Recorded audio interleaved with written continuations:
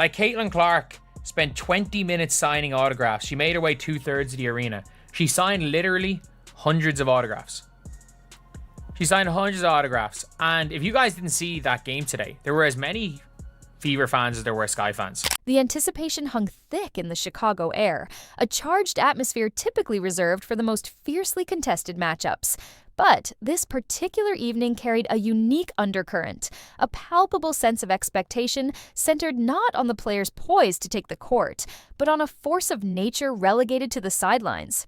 Caitlin Clark, the name that had become synonymous with a seismic shift in women's basketball, had arrived in the Windy City, and her presence alone threatened to eclipse the game itself.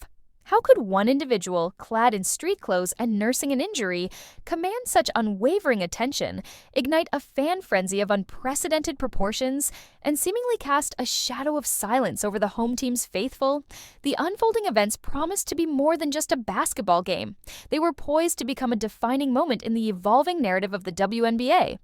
So once again, the god Caitlin Clark came and bricked Barbie's house, scraped her goofy ass even on her off day, and took over her arena signing autographs. You see, Black Clan, this is what the face of the league looks like, ladies and gentlemen. Caitlin Clark, everybody wanting to get a signature of the most electrifying woman in women's basketball, man. Bricklayer. The arrival of Caitlin Clark in Chicago transcended the typical entrance of a visiting player. It felt more akin to a triumphant homecoming for a beloved icon. For a full 20 minutes, she immersed herself in the surging crowd, a human tide of fervent admirers stretching as far as the eye could see, each clutching memorabilia and yearning for a fleeting connection. She navigated an astonishing 2/3 of the United Center's concourse, a living embodiment of her burgeoning legend, her every step met with a fresh wave of outstretched hands. Hundreds upon hundreds of autographs flowed from her pen, each signature a tangible keepsake of her ascendant stardom. And the scene in the stands offered an equally compelling narrative, an almost perfect mirroring of fan allegiances. A vibrant tapestry woven with the gold of Fever jerseys interlaced with the familiar blue of the sky. It was an undeniable visual representation of the unstoppable force that had swept into Chicago, a testament to the profound and rapidly expanding reach of the Caitlin Clark phenomenon. The WNBA had long anticipated this moment, bracing for the transformative impact of this generational talent. But the reality that unfolded far surpassed mere projections. It was a cultural crescendo, a resounding affirmation of her unparalleled drawing power. Happened to Miss Angel Reese. She's all in Indiana during All-Star, and her Reebok campaign, come to your trap, take over your trap. What happened to that? Because it looked like Caitlin Clark went to Chicago and took the city over. It looked like she took the city over. She took your trap over. Caitlin Clark...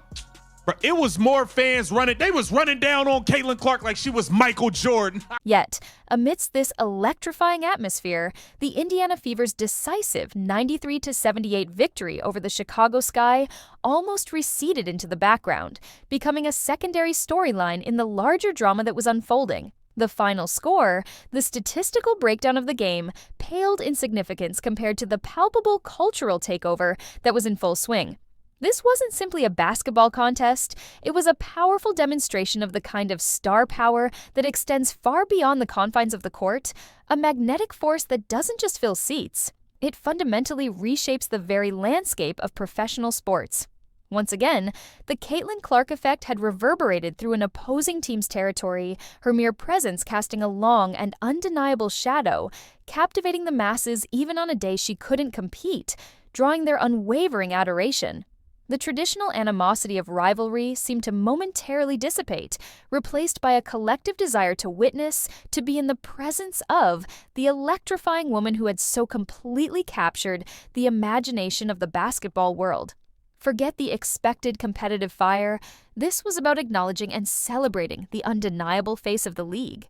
And if Fever played the Chicago Sky on Barbie Night, of which Angel Reese was not in the game, she is who Barbie Night is pretty much named after, but she is out with a back injury. As a matter of fact, many of their players are out. Mariah Jefferson is out, Hailey Van Lith is out, again, Angel Reese is out. So this game, in my mind, was pretty much a lock.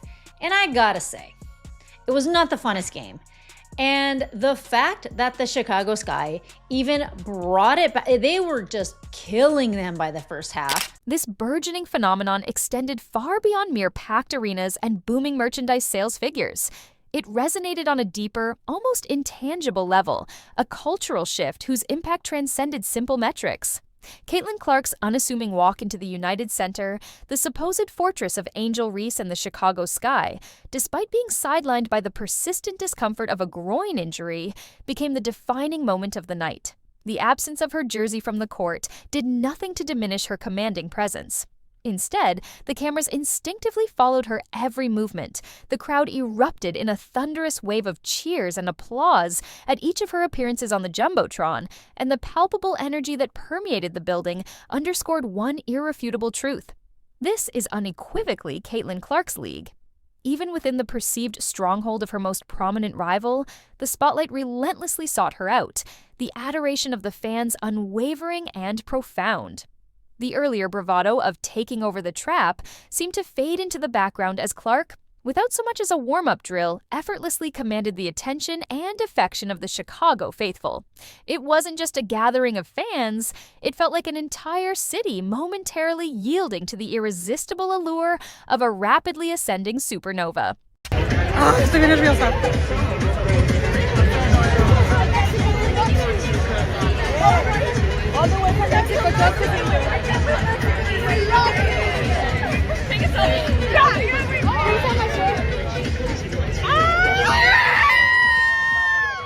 The arrival of the Indiana Fever Team bus in Chicago resembled a grand procession fit for royalty, a stark departure from the typically understated entrance of a visiting athletic team. The United Center having made the significant decision to double its seating capacity to an impressive 20,000 specifically to accommodate the anticipated influx of fans for this particular matchup was transformed into a vibrant pre-game festival entirely centered around the magnetic draw of Caitlin Clark. She was present, visible, yet confined to street clothes, an observer rather than a participant in the evening's scheduled competition. But this technicality mattered not to the thousands who had converged. They had come for her, their voices soon echoing through the vast arena in fervent chants of her name, effectively turning what should have been a hostile environment into an effusive celebration of her mere presence. The inherent irony of the situation was impossible to ignore. A designated Barbie night, an event traditionally associated with a different kind of iconic figure, was completely and utterly overshadowed by the injured player relegated to the opposing team's bench. Later, you can never do this in Indiana or in any arena because we don't come to see you, bricklaying sloth. Caitlin Clark is the official owner of Chicago, man. It's time that y'all build a Caitlin Clark statue in Chicago in front of the Chicago Sky Arena, man. Because Clark just comes over and takes over the arena with all the dozens and dozens of people, boys, girls, everybody wanting to see the god Caitlin Clark, ladies and gentlemen. And now, consider the truly compelling twist. The nuanced detail that further underscores the extraordinary magnitude of Caitlin Clark's burgeoning influence. The overwhelming majority of those who clamored for her autograph, who strained for a glimpse of her presence, were not solely the dedicated faithful of the Indiana Fever making a pilgrimage to support their team. Instead, a significant portion of the adoring throng were Chicagoans themselves, on their home turf, within the very walls of their own team's arena, their loyalties momentarily suspended by the undeniable allure of Caitlin Clark. One particularly bold fan even dared to proffer official Chicago Sky merchandise, a team jersey for her signature, a request that Clark, ever the consummate professional, politely declined. However, the very act of the request spoke volumes, a powerful testament to the unique gravitational pull she exerts. Even sidelined by injury, even amidst the supposed animosity of a rival city, Caitlin Clark transcends the conventional role of an athlete. She has become the standard, the the benchmark against which all others are measured. The usual chorus of jeers and taunts directed at the visiting team were conspicuously absent, replaced by an almost reverent desire for personal connection, a collective acknowledgement of the exceptional talent and captivating persona standing before them. Mitchell was just on another level today, man. Oh my goodness. I'm talking about the hustle, the steal, the drive, the shot making, the making the threes. Fam, it was just really a dominant performance from her, man. Really looking like one of those superstars. All right. She looked like a pure superstar today, man. However you want to chalk it up. All right. Had 35 points. 35 points. While the overwhelming focus of the pregame spectacle remained firmly fixed on the sideline sensation, Caitlin Clark, her Indiana Fever teammate Kelsey Mitchell, stepped onto the court determined to deliver a potent and undeniable reminder. The Indiana Fever are not solely defined by the brilliance of one exceptional rookie. They are a cohesive and capable team, a unified force demonstrably capable of achieving dominance even in Clark's absence. Mitchell's explosive performance that night was nothing short of spectacular, a dazzling display of skill and determination that yielded a season-high 35 points, including an impressive 7 successful three-point shots. This remarkable outing marked her milestone 100th career 20-point game and her 9th instance of surpassing the 30-point mark. Furthermore, she also secured her 200th career steal, firmly cementing her place in the Indiana Fever's franchise history. This wasn't merely a standout individual effort, it served as a powerful and timely announcement to the entire league that the Fever's foundation is significantly deeper and more resilient than the singular brilliance of their celebrated rookie, a compelling testament to the team's continued growth and the positive culture being meticulously built around Clark's undeniable star power. The Chicago Sky getting their asses blown out by 40, it's just another shining example of the delusion that runs through the WNBA. Like, some players in the WNBA really truly believe that they play basketball on like skill on par level as men in the NBA.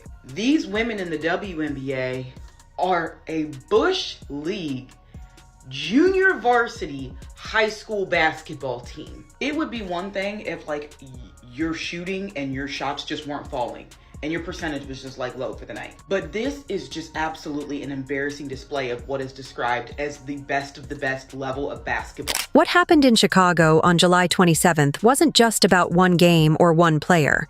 In stark contrast to the Fever's cohesive performance and Mitchell's individual brilliance, the Chicago Sky struggled visibly on their home court, their efforts plagued by offensive inefficiency and uncharacteristic errors. They managed a meager 78 points throughout the contest, hampered by a dismal 32.1% shooting accuracy from the field. Their struggles were further compounded by a significant 23 turnovers, which the opportunistic Indiana Fever ruthlessly converted into 31 crucial points. Adding to their woes, the Sky's three-point shooting faltered, connecting on a mere 20% of their attempts from beyond the arc. As the game unfolded, one couldn't help but contemplate the potential psychological impact of the surreal pregame atmosphere. The overwhelming and undeniably pro-Caitlin Clark sentiment that permeated their own arena might have inadvertently created an unsettling and disadvantageous environment for the home team. The palpable disconnect between the fervent adoration of their own fans for the injured player on the opposing bench and their own team's lackluster performance painted a vivid picture of the unusual and often unpredictable dynamics that Caitlin Clark's extraordinary presence inevitably creates. And like, by the way, like, people didn't know whether or not Caitlin was playing that game until the very end. There are hundreds of fans that were there to see Caitlin Clark play. On the off chance Caitlin Clark would be able to sign something. She was there. She spent like 20 minutes autographing everything. So here's Caitlin Clark signing autographs for 2 minutes, 20 seconds. There are just a serious amount of fans. I don't even know. Is that even just a towel? Like, it's very different. Like, they're showing up there. People are showing up just to witness Caitlin Clark. It's like she's the damn Beatles. The events that transpired in Chicago on that particular July evening transcended the simple outcome of a single basketball game. They represented a profound and ongoing shift in the fundamental understanding of what it means to be a significant draw in the realm of professional sports. Caitlin Clark's jersey has not merely become a popular piece of WNBA apparel, it now stands as the second best-selling basketball jersey in all of America, a remarkable feat considering it trails only the iconic jersey of a global phenomenon like Stephen Curry. Her burgeoning merchandise empire has triggered an astonishing 1,000% year-over-year increase in sales of player-specific WNBA gear, a testament to her unprecedented marketability. Games featuring Caitlin Clark consistently average nearly 3 times the viewership of other WNBA matchups, highlighting her unparalleled ability to captivate a broader audience. Furthermore, attendance figures in cities she visits experience explosive growth, routinely transforming arenas and shattering previous records. However, this particular spectacle in Chicago held a unique significance, definitively proving that her transformative influence extends far beyond traditional team loyalties, geographical constraints, and even her physical ability to participate in the game itself. CC get treated like MJ in the rack. Oh my God. Caitlin Clark getting treated like Derrick Rose, Michael Jordan, Chief Keef, Lil Durk, all of them. Caitlin Clark took over Chicago. She signed autographs for hours.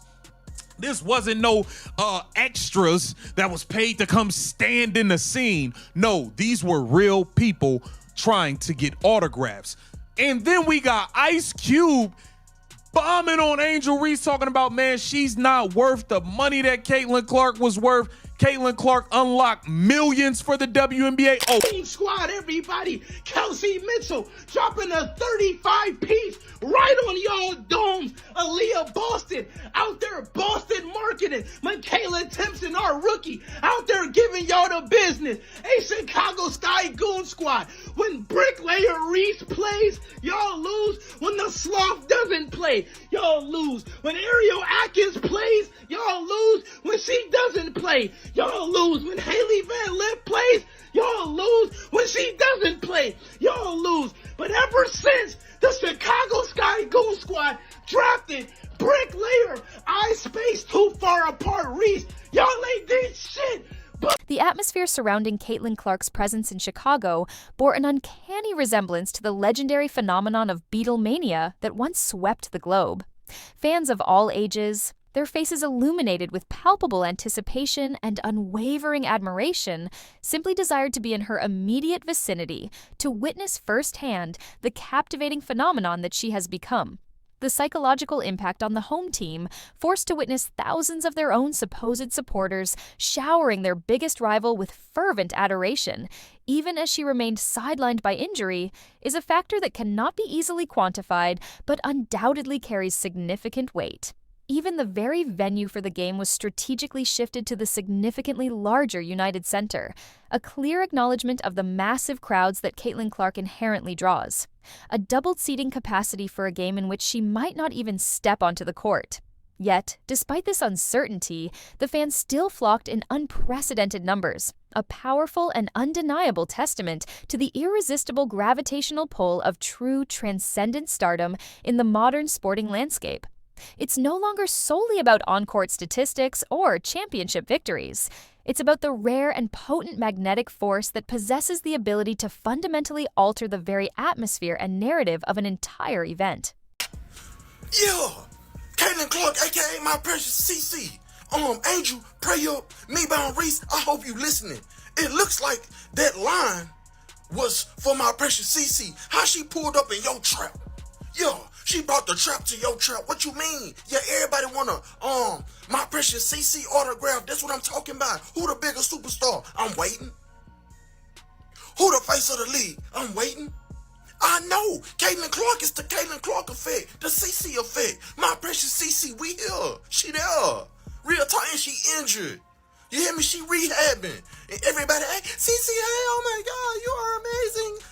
Caitlin Clark, with seemingly inexhaustible grace and genuine warmth, dedicated what felt like an eternity to the throngs of waiting fans, signing autographs, posing for countless photographs, and sharing brief but meaningful interactions. This wasn't a contrived or manufactured moment orchestrated for publicity. It was a spontaneous and authentic outpouring of affection met with an equally genuine response. And while Kelsey Mitchell and the rest of the Indiana Fever team executed a decisive dismantling of the Chicago Sky on the court, the indelible pregame narrative, the powerful image of Caitlin Clark holding court with the adoring Chicago faithful, continued to resonate. Angel Reese, conspicuously absent from the evening's proceedings due to injury, presumably observed as her home crowd showered her biggest rival with the kind of fervent adoration typically reserved for local heroes, a stark and symbolic representation of the shifting tides and the undeniable force of Clark's ascendant stardom. Angel Reese is not injured, everybody. She's just trying to sit out because she sees Caitlin Clark sitting out, and Clark gets the attention with people saying, oh, the Fever play this way when Clark is playing, and then they play this way when she's not playing. So Bricklayer Reese is like, let me sit out too, so they can talk about how the Sky play when I'm playing and not playing, man. Because Clark lives rent-free in her empty-ass head. She tried to do everything that Clark does. We said we're watching women's basketball because of Caitlin Clark, and Angel Reese gets up there and says, no, they're watching because of me too. The final scoreboard displayed the Indiana Fever's convincing 93-78 victory over the Chicago Sky. But the true and enduring story of that night was indelibly etched in the remarkable 20 minutes that preceded the opening tip-off. It was vividly written in the awestruck faces of the Chicago fans, who arrived to cheer for their hometown team but departed recounting their personal encounters with the injured rookie from Indiana. It was powerfully illustrated in the stark contrast between a franchise that is demonstrably building a sustainable and exciting future around a generational talent and another that is still grappling with how to maximize their own considerable potential.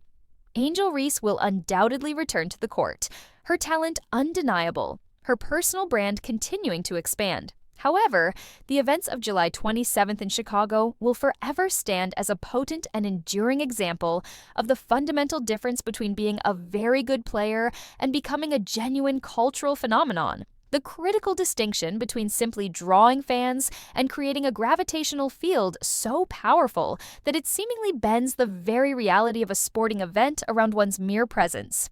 Even in the silence of her sidelined state, in the overwhelming adoration of a rival city's fans, Caitlin Clark once again transcended the conventional boundaries of the game itself.